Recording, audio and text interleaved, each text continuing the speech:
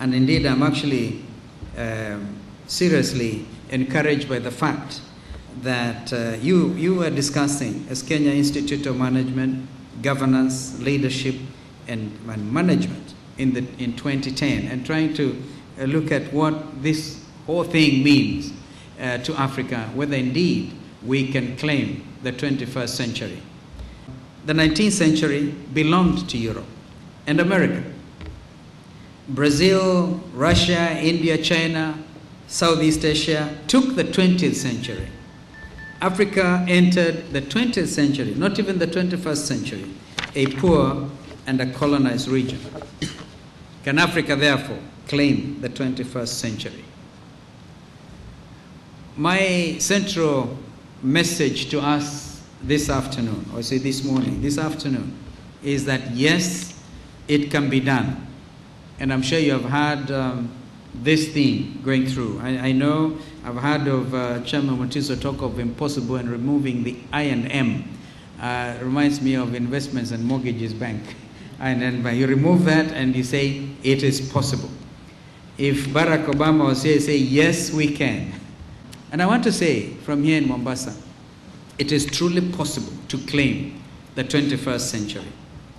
In the 21st century, which is just a decade old now, and I want to congratulate Kenya Institute of Management for being so proactive.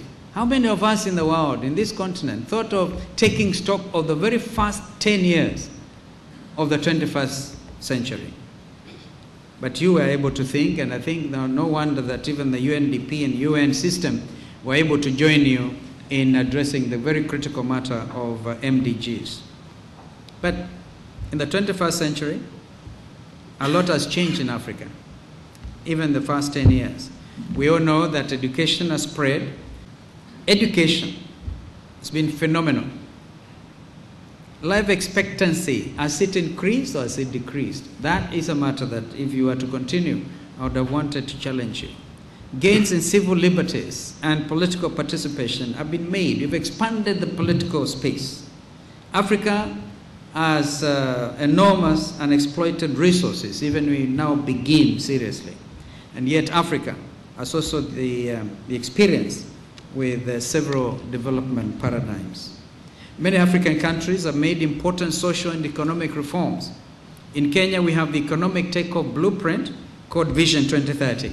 Our friends in Rwanda, I don't know whether there are delegates from Rwanda, even are more optimistic. They're talking of Vision 2020, as well as in Tanzania, where they've also given themselves that benchmark of 2020, to name just but a few. Even Zambia, actually, are talking about Vision 2030.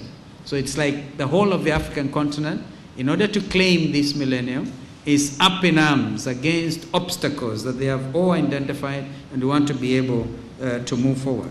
It is often stated that African and Asian countries were at par in the 1960s. Indeed, the Kenyan, the Ghanaian, and the South Korean economies were comparable. Just sample this. Today, South Korea is one of the largest economies in the world. In 1962, per capita GDP of Korea was only $82 US. And by 2008, it had jumped phenomenally to 18,000 US. Now, President Park initiated export-led growth, which was supported by dedication, by commitment, anti-corruption practices, and devoid of nepotism. In the 1973-79 big push comes into mind in Korea. Note that South Korea's history is not devoid of policy mistakes. We all make our mistakes, policy mistakes, and some of them very serious. What stands out is that economic policies were adjusted in the case of Korea before they actually went out of line. Lessons from South Korea and others indicate a clear relationship between leadership, governance, and economic growth. The impediments to sustained economic growth in Africa are mainly attributable to bad leadership, which leads to bad governance. But what is governance in the first place? I'm sure you spend a lot of time discussing this. In a nutshell, it's the manner in which power is exercised in the management of a country's social and economic resources for development.